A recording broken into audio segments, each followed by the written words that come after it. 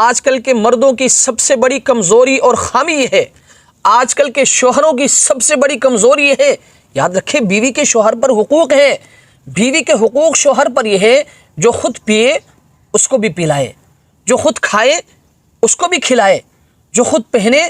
اس کو بھی پہنائے۔ اگر کسی اچھے جگہ میں جاتے ہیں تو ان کو بھی ساتھ لے کے جائے۔ ان کو بھی ساتھ لے جانے کا یہ مقصد نہیں ہے کہ ہر جگہ میں ان کو ساتھ لے کے جائے، نہیں، جہاں ان کی خواہش ہے ان کو بھی ساتھ لے کے جائے۔ لیکن یاد رکھیں اگر کوئی شوہر ایسا نہیں ہے، خود پیتا ہے، بیوی کو نہیں پلاتا، خود اچھے اچھے کھانے کھاتا ہے، دوستوں کے ساتھ باہر جا کر